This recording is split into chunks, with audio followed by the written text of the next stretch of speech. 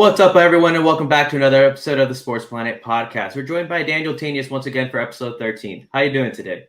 I'm doing good. I'll do better once Lakers win tomorrow. So far I'm doing Yeah. good. We'll get to that later on in the show, of course. But on today's episode, we'll be talking about the NFL games that have been announced so far, some more analysis for round 2 of the NBA playoffs, and much more.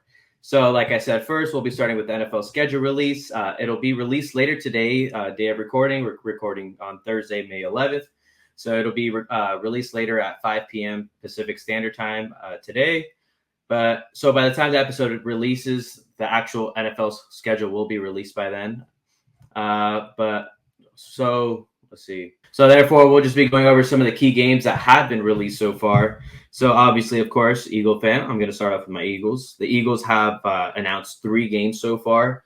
The first one they announced was the New York Giants versus the Philadelphia Eagles, a divisional game on Christmas. I don't know if you know about this, but a lot of Giants fans definitely know. Of course, Eagle fans as well.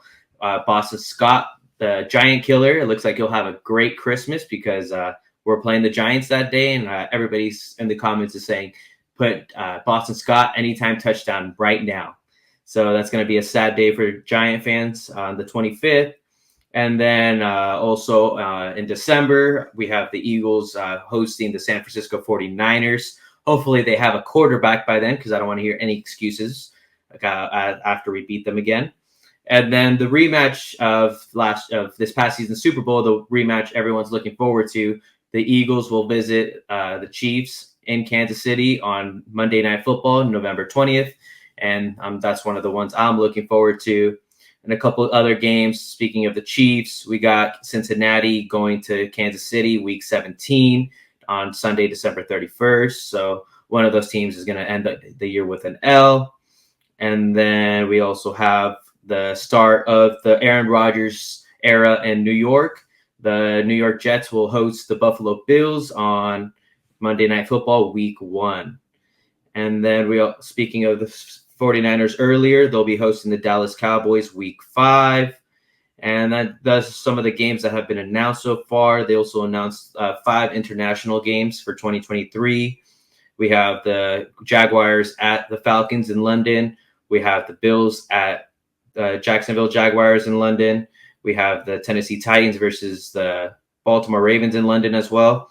And then we have 2 Germany games in Frankfurt, one being the Miami Dolphins versus the Kansas City Chiefs. And then we also have the Indianapolis Colts versus the New England Patriots. And now that I just said that, I just remembered one more game that has been announced. The Eagles will start the season in Foxborough against the New England Patriots in another Super Bowl rematch. That one's Super Bowl 52. So I don't know if those are some of the games that have been announced so far that a lot of people will be looking forward to. So that's all I have for right now. Obviously, we have, like I said earlier, the NFL schedule will be released later tonight after we finish recording. So that's all we have right now. So hopefully we get some good games later on. Definitely looking for that matchup on November 20th, the Super Bowl rematch between the Chiefs and Eagles. That's going to be a great game. Yep, man. That's probably the Monday one I'm Night looking Football. forward to more than any other game so far that has been announced. We'll see what other games go on Christmas because it's always a tradition. Christmas, you watch NFL and NBA games all day long. Yep, the NFL honestly just stole Christmas from the NBA. I want to say last season, maybe 2 seasons ago, because they never played on Christmas before. Everyone knows that's the NBA day, because the NFL has Thanksgiving and NBA gets Christmas. The NFL is like, man, why don't we just take over Christmas as well? So I think it was 2 seasons ago that they ended up starting to play some games on Christmas time. They saw how much ratings they were getting, that they were definitely beating the NBA. So they're like, why don't we keep it going? So that's all I have for NFL schedule release. Anything else you'd like to say before we move on to the NBA? No, nothing else. All right, so moving on to the NBA. First off, want to start off with the all NBA teams. They were just recently released here. Okay, so I have the first game right. You can see that, right? Yeah. All right, so as you can see on the screen, for those that are listening to the podcast rather than watching the video, we have the All-NBA first team for the 2022-2023 season. First team consists of Shai Gilgeous-Alexander of the OKC Thunder, We have Luka Doncic from the Dallas Mavericks. We have Jason Tatum of the Boston Celtics, Giannis of the Milwaukee Bucks, and Joel Embiid of the Philadelphia 76ers. What do you have to say about the first team so far? Honestly, I agree. I mean, if we're going by positions, this is the five guys I would have had. Mm-hmm. Um, I do think maybe I would have put Curry as instead of SGA, but SGA had a near MVP season for about a month straight. He was going off, so either or, I was happy with both. But yeah, I think for these five guys, all deserved it. And people could say Jokic over Joel. I think you can make a case for both. So I don't really think anyone got snubbed on the first team. I think it was a good five guys that got picked. Yeah, then like how you said, Joel Embiid versus Jokic. Obviously, Joel Embiid gets the nod since he won the MVP. Hmm. But this year is the final year of this current CBA that the NBA is in. So starting with the new CBA, there will be no. They had said that there won't be any position restrictions. So if this would have been the new CBA next season, you would have definitely seen Jokic on this first team. But Hmm. since they have to go based off position, they have to have two backcourt and three front court. So that's the only reason why Jokic isn't on the first team, because obviously he was an MVP finalist. So there's no way one of the top three players wouldn't have been on the first team, right? Hmm. So due to the restrictions, he's on the second team. So you already mentioned Curry. So we on the second team we have Stephen Curry of the Golden State Warriors, Donovan Mitchell of the Cleveland Cavaliers, Jaylen Brown of the Boston Celtics, Jimmy Butler of the Miami Heat, and Nikola Jokic of the Denver Nuggets, the former reigning two-time MVP. So, Hmm. what do you have to say about this second team? I was just a little bit surprised with Jimmy, but Mm-hmm. Jimmy's gone off in the playoffs, so he shows he deserves to be on All NBA. But I don't know if it's based on just regular season performance alone. I wasn't following the Heat too much, so I was just a little bit Mm-hmm. surprised to see him over like Kevin Durant or Kawhi Leonard. But after looking at these playoffs, he's amazing, so I'm glad he made it. Everyone else, I totally agree with. Jaylen Brown had a great season. Jokic, of course, if he's not on the first one, he has to be on the second one as a center. Mm-hmm. Curry and Mitchell both deserve it. So yeah, I don't see any snubs so far, to be honest with you. All right, we'll see if you change your mind once we get to the All NBA third team. So right here we have the Aaron Fox of the Sacramento Kings, Damian Lillard of the Portland Trailblazers, LeBron James of the Los Angeles Lakers, Julius Randle of the New York Knicks, and Domantas Sabonis of the Sacramento Kings. So out of here, I'm sure we're both going to mention the same player that we thought should have made it, right? Yes. Anthony Davis of the Los Oh, Angeles Lakers, of course. AD, I feel like this man is always snubbed. We obviously saw it during the All Star game where they voted from the New Orleans Pelicans Zion Williamson over him, right? When he hadn't even played since the first day of the new calendar year, January and 1st. and Jaren Yeah, go. Jackson as well over him too. Mm-hmm. So AD this year, man, he averaged 26 points, 12 and a half rebounds, over 2.5 assists as a power forward slash center, and shot 56% from field goal. So it's all like those are pretty good numbers. But honestly, the only way they're going to say that he didn't deserve it is because of he's always injured. You know, he missed too many games, which is kind of BS. But I understand that. But like you could see the eye test, Anthony Davis deserved to be at least 13 this year. Um, but now that we're talking about the injury, I'll get to that right now. Anything else you want to say about this 13 before we move on to the CBA requirements for the next season and who wouldn't have Yeah, made it? I mean these I feel like I could put in three different players. I know Fox had an amazing season. John Morant also could have deserved to be in it, but with all his stuff in the media and all that stuff, I could understand why they kind of pushed him out. Damian Lillard, Mm-hmm. of course, deserved it. LeBron deserved it. Julius Randle, I was a little hesitant. I know he had an all-star season, but when you're beating out like Kevin Durant and Kawhi Leonard, and it doesn't matter Yeah. how many games you play, it's a little bit like, is he really deserve it over those two players? But he was durable. He played the whole season, so if they're taking that into account, I understand it. And of course, AD over Sabonis any day of the week. I don't care if AD played 60 games, was still Yeah. a pretty much a decent amount of games for him. So should have been it, but I guess we'll live with it. Nothing we could Yeah. do. Obviously, Kevin Durant would have been on it, but he also was injured. He was injured actually more than AD. Hmm. KD only played 47 games, whereas AD played 56. So 59. Right I here, think it ESPN. was. ESPN says 56. Oh, that Um, must have looked wrong. My fault. My Close fault. enough. It's all good. Close enough. We'll It we'll doesn't, round it to but it doesn't. 60. It doesn't matter. You know why? Because under the new CBA, which was just recently signed, it takes effect starting next season. So under the new CBA, it will require players to play a minimum of 65 games to be eligible for any All NBA team. So I saw a lot of people saying that, like, oh, people aren't going to be sitting anymore because obviously, if you make an All NBA team, that directly correlates with your potential contract extensions that can make a max contract turn into a super max, which is like these prices are freaking ridiculous, you know. Mm. But also, real quick, let me go back. So under the new CBA, these are the players that would not have been eligible this season. So under the new guidelines, these players, Jimmy Butler, Giannis Antetokounmpo, Damian Lillard, Steph Curry, and LeBron would not have made it because, as you can see on the screen, Jimmy Butler only played 64, one off. Giannis played 63, two off. Damian Lillard 58, Steph Curry 56, LeBron 55. So I kind of like this new rule though, obviously, because you could say that these players deserve it because they have these amazing numbers, but they also are missing a lot of games.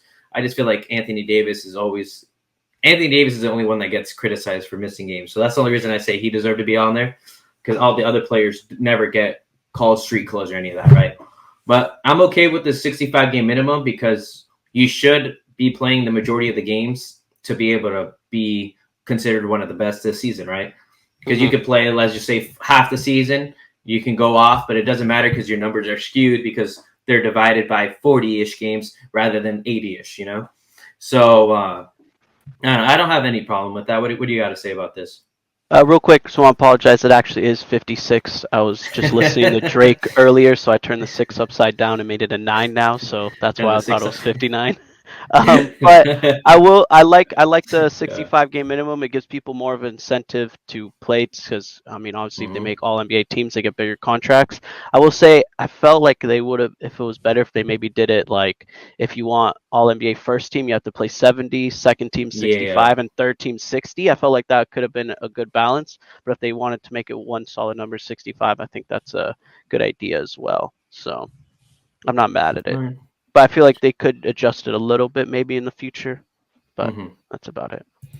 No, definitely. Yeah, that's something that like have it like a little tiered system, you know, because obviously being first team is a lot better than being second team and all that. Whatever. It's Yeah. still you're still part of the top 15 players in the league according to the voters. But you know, Hmm. I could see something like that as well, where it does make a lot of sense. Like if you want to have a higher incentive, then play more games. You Yeah. know, because we see a lot of players just sit out games just to sit out because they're a little tired or something like that. You know, Yeah. Load but management. yeah, load management. So moving on real quick. Anything else you want to say about all NBA teams before we move on to round two analysis of the past week's game so far? No, besides the few snubs, I feel like for the majority, I want to say they got it right. And there's a few snubs, but every year there's at least a few players that get snubs. So Yeah, just there's sucks like when it's these. one of Yeah. your own, when you're a Laker fan and it's your Yeah, player that gets snubbed. But we'll live with it. yeah, We yeah, focus on rings here, so yeah. We hang championship banners here. We're not the Clippers. We don't hang selfies. yes, So all that sir. matters, they're still in the playoffs, and that's all that matters. I don't care. So moving on to round two analysis. Obviously, we have the Denver Nuggets leading the Phoenix Suns 3-2, with Game Six being tonight, May 11th in Phoenix. We have and then on the other game for tonight also. We have the Philadelphia 76ers leading the Boston Celtics 3-2 with Game 6 tonight in Philly. So what do you think will happen tonight? I have Denver closing out Phoenix tonight, and then I also Mhm. have Boston extending the series to make it a Game 7 in Boston. So yeah, I have Denver closing it out as well, just because from that last game they blew them out, Mm-hmm. and wasn't even close at the end of like or the beginning of the fourth quarter. Like they had like over like a 20-point lead at one point. And I just don't think Booker and KD could get it done by themselves. Yeah. I actually have 76ers closing it out tonight. I don't have Celtics. I All feel like right. they just been all over the place, very like inconsistent in playoffs games. You think they should win, they're not winning. Um, But if it goes to 7 for both of them, I wouldn't be surprised. But I have Nuggets and Sixers both closing it out tonight. Well, one of us has to switch. Can't be on the same page every time, right? Yep, I chose. exactly. I had chosen Boston in 7 before the series started. So in order for my prediction to stay right, I need Boston to win today. So You I'm know what? sticking to my gut. I did pick Boston in 7, but Yeah, as a Laker fan, if Boston gets out, I'm more than happy with it. So I'll yeah. take the It's Sixers out. It's taking it it's out. kind of like yeah. It's It's like, do I not like want my that bracket to be right, bittersweetness. or do I want the team or rivals to be out? So it's like, Yeah. I'll take the rivals being out. My Honestly, bracket being wrong. I'd rather have Boston win and make it to the Mhm. finals because I think the Lakers can make the finals. Mhm. Obviously, they're always playing one game as this championship contender team, and then the next game they're like, "Wow, we're playing like a JV squad." But Mhm. it's all like if the Celtics make it to the finals, I would want to see them obviously against the Lakers because Mhm. like that'd be because a lot of people are saying also I've seen Miami's obviously on a hot streak right now. So I've seen people say, "Oh, rematch of 2020." I'm like, nah, I want to see the Celtics versus the Lakers because that just takes it up to another level. Yeah, that's a But anything else you classic want to say finals about matchup those? right there. Yeah, Yeah, I mean, and you want I want to be fine with Celtics Lakers uh, in the finals, but I don't think they're gonna make it there. I'm changing my yeah. prediction, so we'll see. We'll All see right, we'll after see. tonight. So on the other two series on Friday night, Friday May 12th, we have Miami leading New York, the New York Knicks 3-2.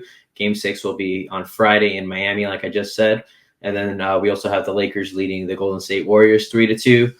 Game 6 will also be tomorrow, Friday May 12th in LA. Let's start off with the Miami series. I think Miami closes this one out. I honestly I can't remember who I chose or how many, but I want to say I had chosen Miami. So I think Miami finishes it tomorrow. Jimmy Butler. I don't see him losing at home. Obviously, the Knicks I would say have a better team overall, but Jimmy Butler is just a man on a mission right now. He's hard to stop. I have Miami closing out New York on Friday night. What about you? I agree. I have Miami closing out as well. Just the big difference between the Heat and the Knicks is the Heat have just a superstar on their team, and the Knicks have two all stars. And when it comes to playoff time, sometimes you just need to have a guy that you can just throw the ball to and just say, "Go get us a basket after basket after basket." Brunson has Yeah. been amazing. I think in a few years maybe he'll reach that type of level, but Jimmy Butler's on just another level, and I don't see them losing at home, especially with Eric Spoelstra being their coach, one of the best coaches in the league. I see them closing it out as well. Yeah. Now that you mentioned Brunson, he was somebody else that I've also seen people saying that he was snubbed from a All NBA team. But like how you said earlier, there's always that a couple of players where we were like, how did this guy make it? But these players didn't. I think he was more snubbed from being an All Star than an All NBA, That but yeah, that's my opinion. yeah. So moving on to the Lakers versus Golden State, man, this is the series where it started off like where it looked like both sides respected each other, but obviously following Steve Kerr's comments after Game 4, it just completely switched now. So like right now, like I mentioned, Game 4, there was a stat I saw following that game. Obviously, we're going into Game 6, but I wanted to go back to this stat because a lot of people always say that this man is super clutch. Obviously he's one of the all-time greats, greatest shooter ever, but not in the final 45 seconds of the fourth quarter or overtime. So I saw this stat the other day, and it says Steph Curry is 0 for 12 in his playoff career on potential go ahead shots in the final 45 seconds of the fourth quarter and overtime.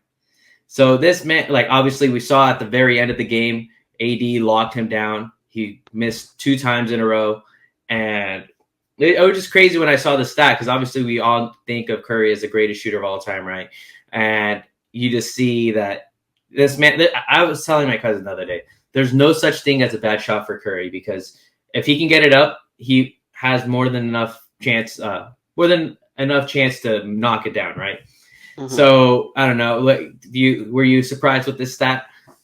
Yeah, I was pretty surprised because I was watching in their last game, game 5, where when they're up 10, you just see Curry like ISO on Reeves just hitting those like go ahead shots. It's a lot Mm. easier to make those shots when you're up 10 and there's no pressure behind it Yeah, than when definitely. there is. So you see maybe he's not the best shooter under pressure, Maybe that's what this stat will say. But yeah, I was still surprised, nevertheless, that he's 0 for 12 in that regard. So definitely surprised, but it is what it Yeah. is.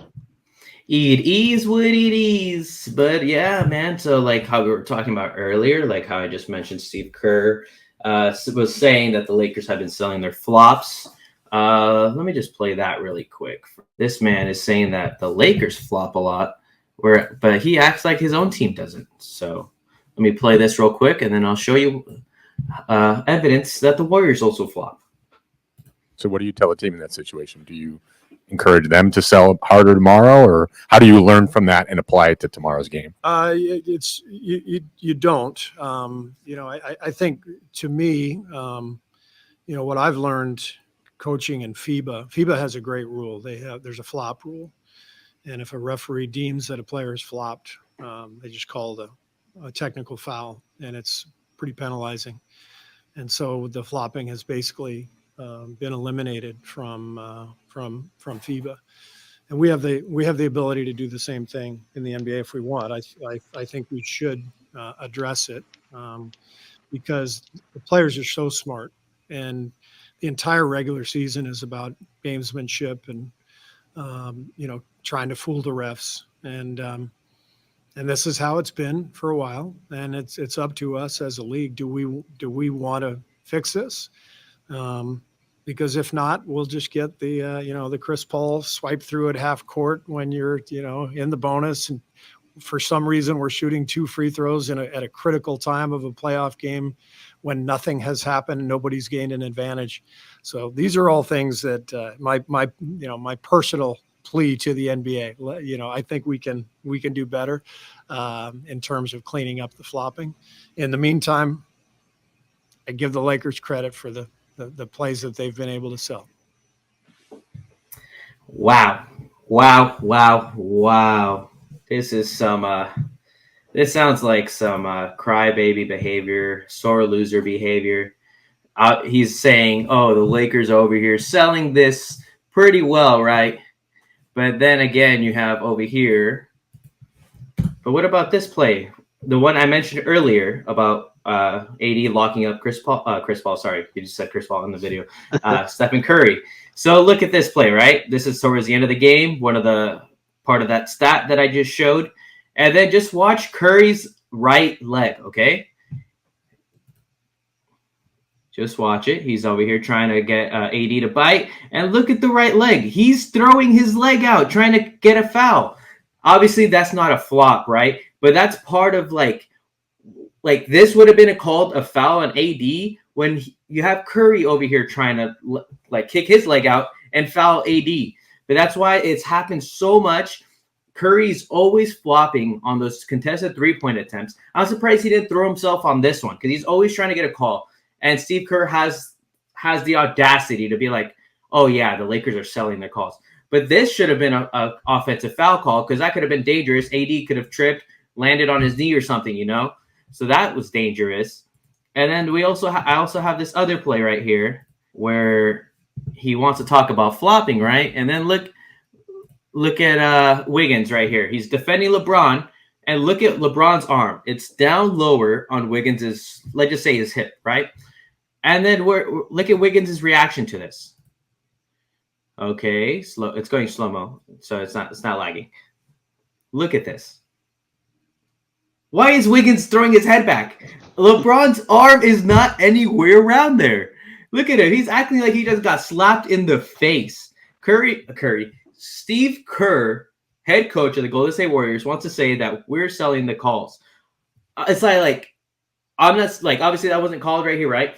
But it's all like he's over here trying to play it off as like, "Oh my God, I just got hit in the face. Look at this.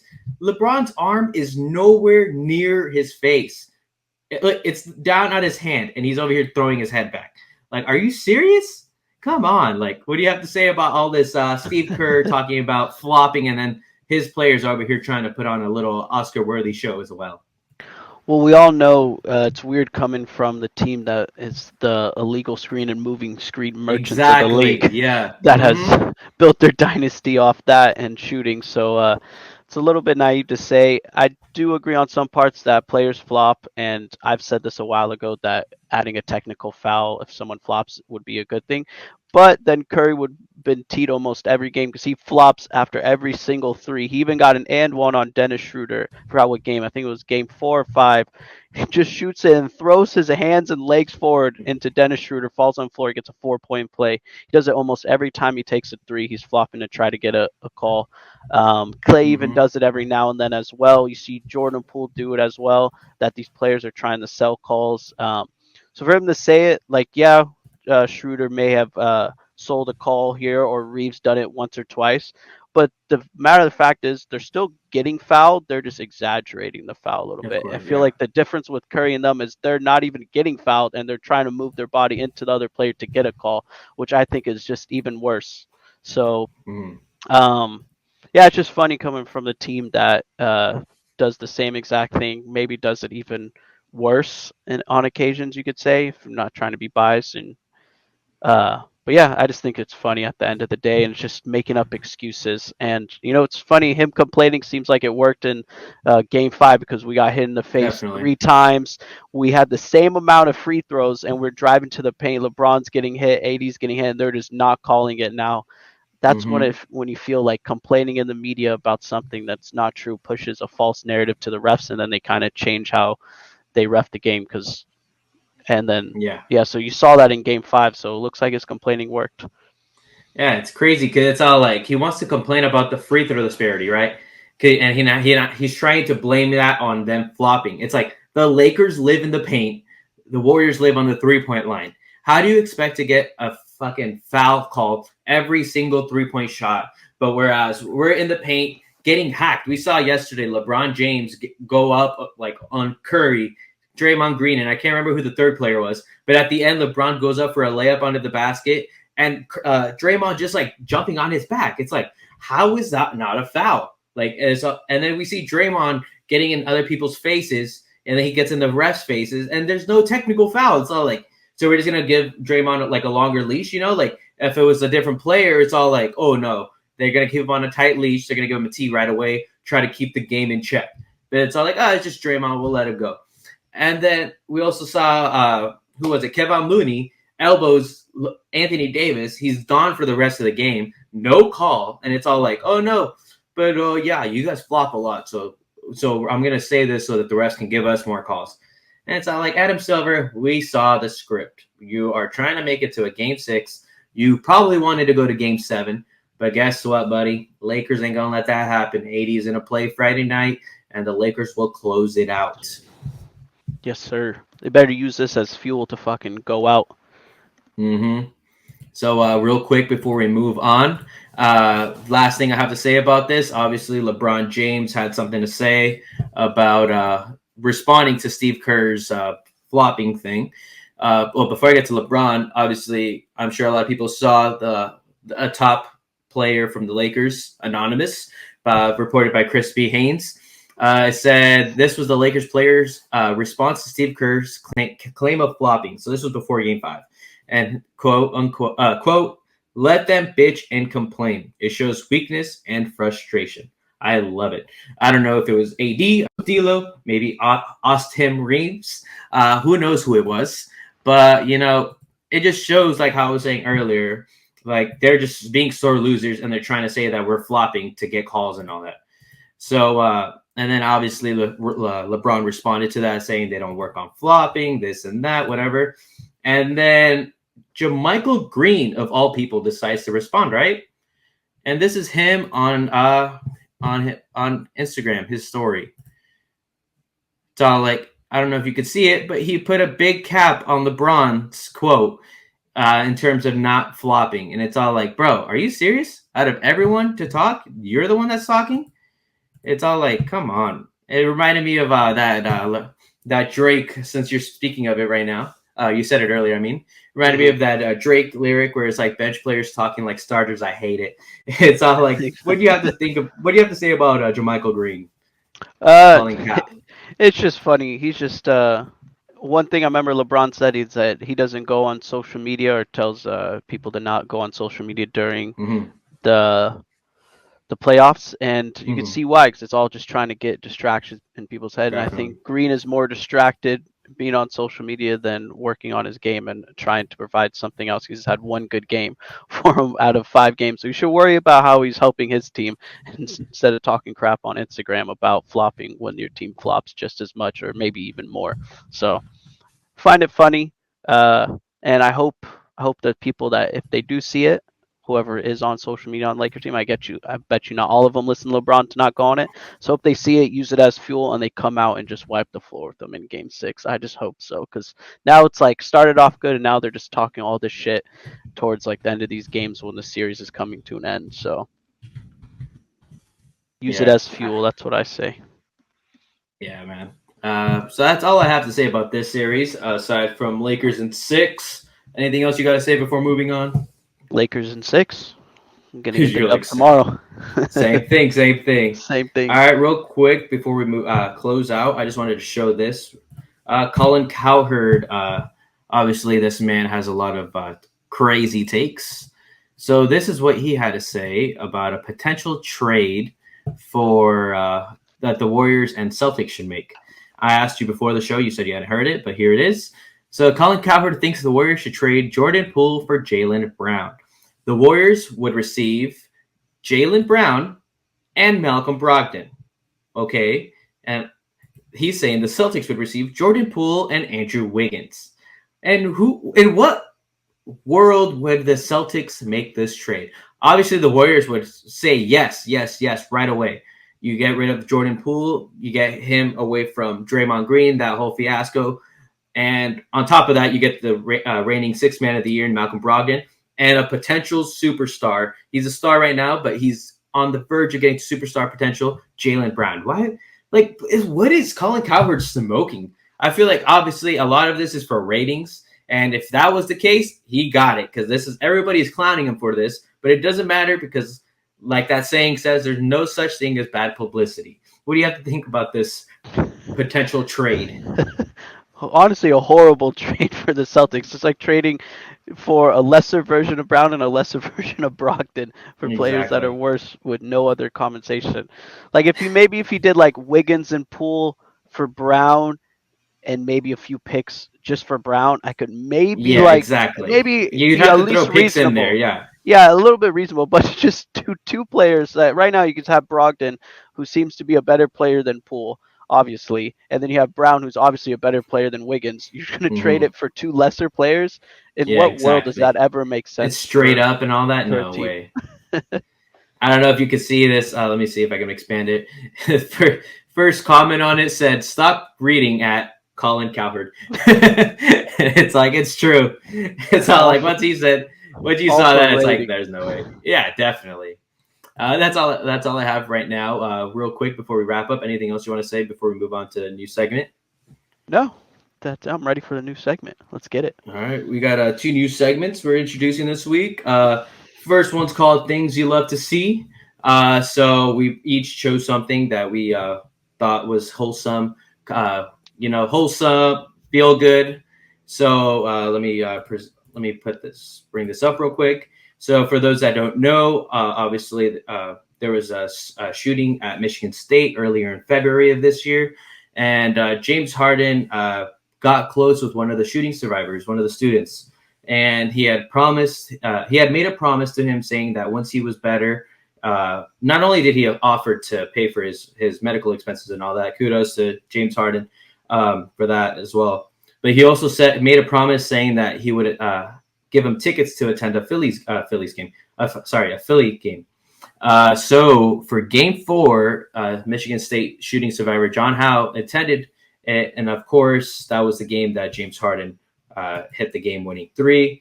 But for this week's Things You Love to See, this is my pick. So this was them before the game, over there greeting him.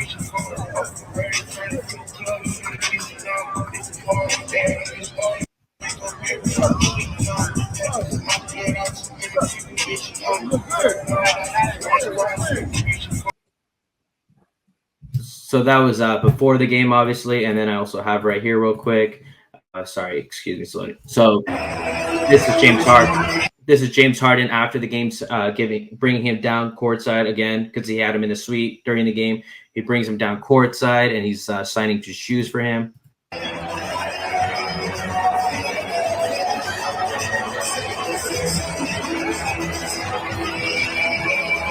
So I just wanted to highlight that real quick on this week's Things You Love to See. Obviously, James Harden, kudos to you for not only keeping true to your promise, but helping this shooting survivor from Michigan State really feel better now, because not only did you help him pay for his medical expenses, you also gave him a great gift of attending a Philadelphia 76ers game.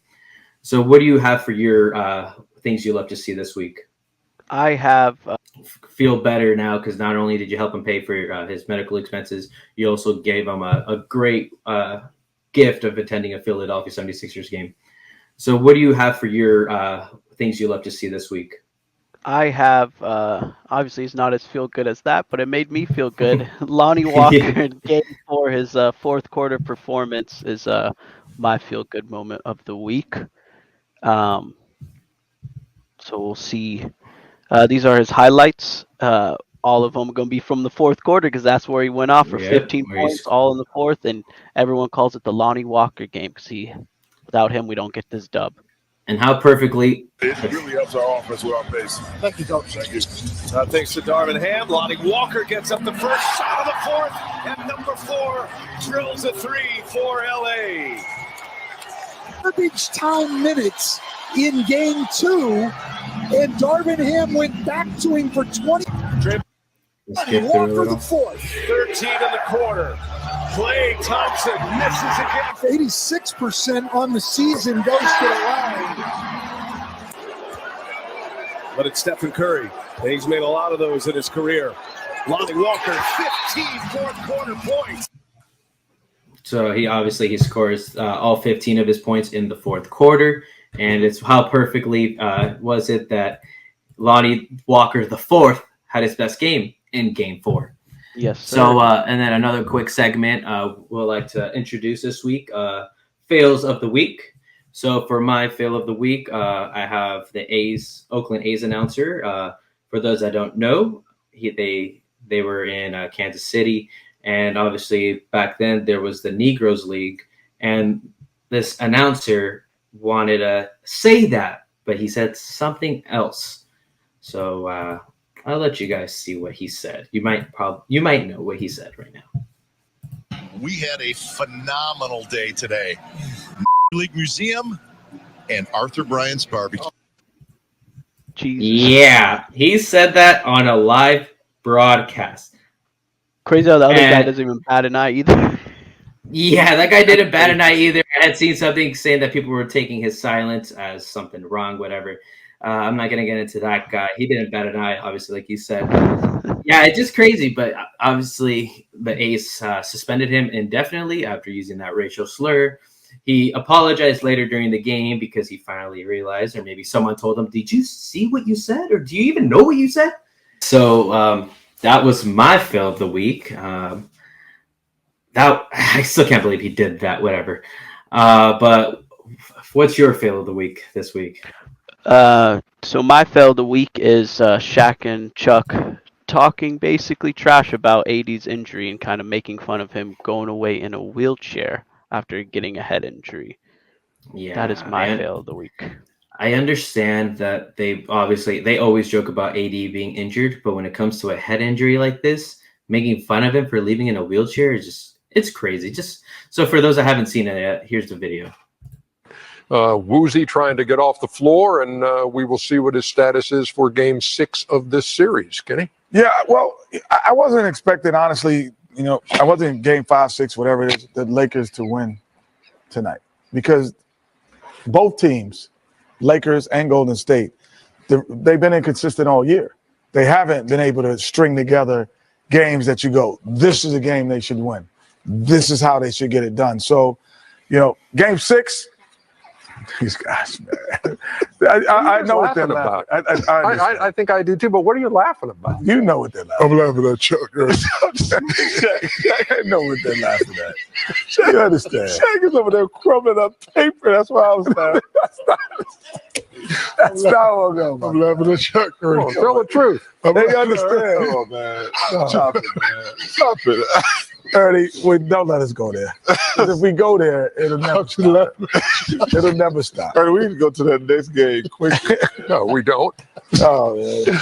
I'm laughing at Chuck. Well, give me your takeaway from the game, Chuckster. There's nothing points in the first half. You're not kidding. What are you doing? I'm fixing my seat.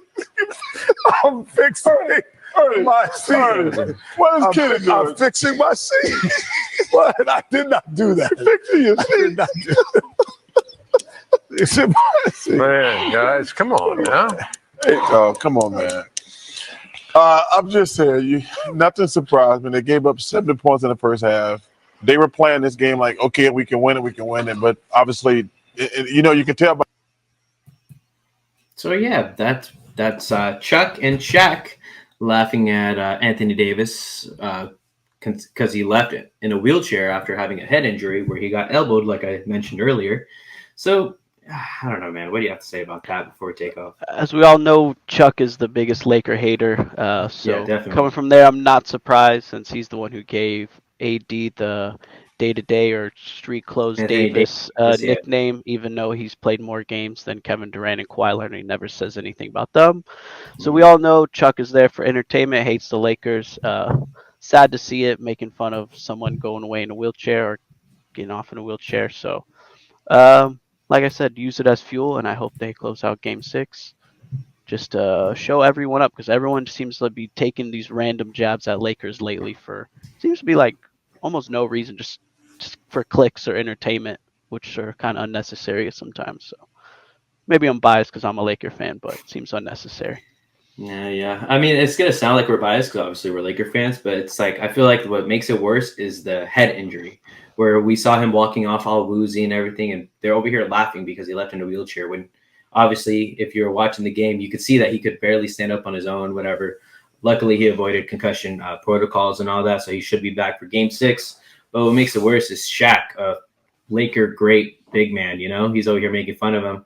I've seen people say that he's just jealous of LeBron, doesn't want him to overtake what him and Kobe did in LA, obviously. So that could be part of it as well. But I just as a former Laker himself, a former great Laker, he's over here making fun of a current Laker. And it's like, come on, man, how do you expect to be one of our greats and be making fun of our current great, Mm-hmm. So I expected, I like how you said, I expect that kind of from Chuck. Obviously, he's immature sometimes, but I didn't expect that from Shaq, because I know he always talks crap about AD and all that, but to see him laugh about him do like in this situation is kind of messed up. Well, it's super messed up. Shout out to Ernie, because he's like, "Come on, guys, tell the truth," and they wouldn't say it because they know like what they're saying is messed up, so they kept laughing. Yeah, exactly. And Ernie, he kept saying, "Oh yeah, like share it, like tell us." So shout out to Ernie, because he knows like whatever they're saying, they're too scared to say it publicly again, so you know like how bad it is, so they'll just laugh it off. Shout out to Ernie. EJ is the one that's all like, he's that one guy that you can't hate, on TNT especially. But that's all I have for today's episode. Anything else you'd like to say before we take off? Lakers in 6, dub coming tomorrow. You heard it here. Yes, sir. AD monster game incoming, and the D stands for dominant. So that's, like I said, that's all we have for today's episode. Thank you, Daniel, for joining us for episode 13 of the Sports Planet podcast. And to the listeners, thanks for tuning in, and we'll catch you all on the very next episode of the Sports Planet podcast. Life is good. I've decided now I'm away from this violence. Out there is peace, and it's quiet.